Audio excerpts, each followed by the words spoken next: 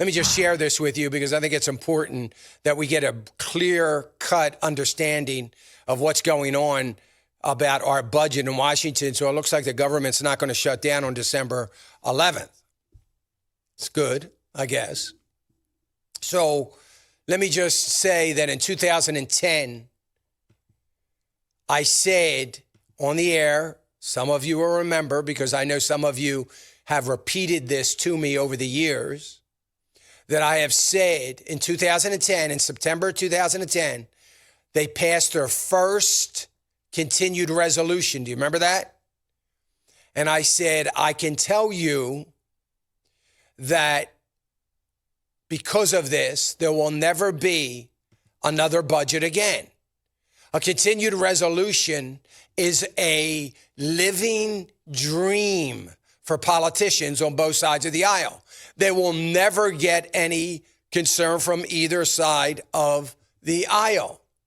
And I said that this is such a wonderful thing that they will have, once they figure out how wonderful it is, there will only be continued resolutions. Why go through a debate and arguments over a budget, wrangling over various different things? Why? Because that's what you're supposed to do. That's why there are two separate entities on Capitol Hill. There's the Senate, there's the Congress, and there's committees. They take the president's budget that he put forward.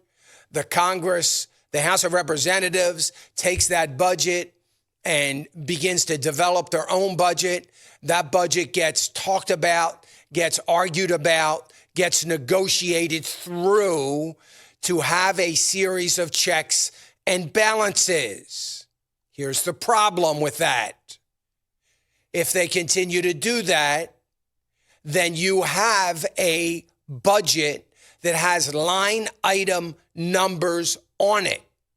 That means that I can take the budget halfway through the year and say, why have we spent all the money that we've budgeted for this particular line item?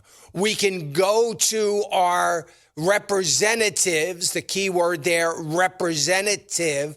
We can go to those representatives, and if you represent me, which you do, I wouldn't allow this to go over budget.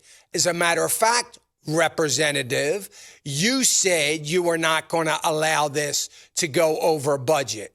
You said you were going to hold the line on this. Why are we over $500 million? How's that happen? Could it be you don't know what you're doing? Could it be that you can't manage?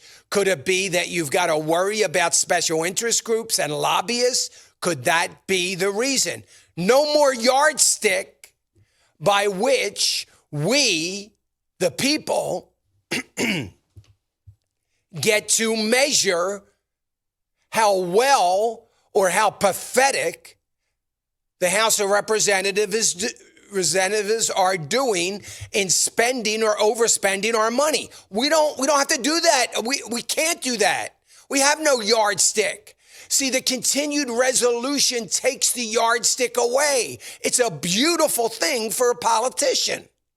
You don't have to go to a town hall meeting 2 months before you're getting reelected and try to justify why you went over something by $500 million. It doesn't matter. Well, we don't really have a budget, and you can't go by the numbers you see because this has been a continued resolution since 2010. Obviously, the budgets and expenses have gotten higher, so it's really kind of hard to tell and differentiate whether it was misspending or...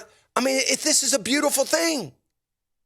And here we go again, of course, as we all suspected, that we're going to have another continued resolution. It's the only thing in Washington that Democrats and Republicans can agree on. Above all else, they don't want accountability. They can't afford accountability. Above all else, they've got to make sure they keep their lobbyists happy. Above all else, they got to take care of the special interest groups. Above all else, they got to take care of something. They got to throw a bone to their states for certain things. And nobody has to be held accountable. It is the greatest gift that was given to politicians. Paul Ryan's one of the guys we can thank for that was given to politicians in 2010. Hey, remember to click the subscribe button right here on the screen. And don't forget to hit the notification bell so you'll be notified when new content is added.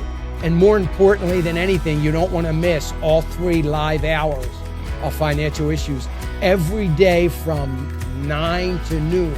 And you can watch it on FISM.tv. That's FISM.tv.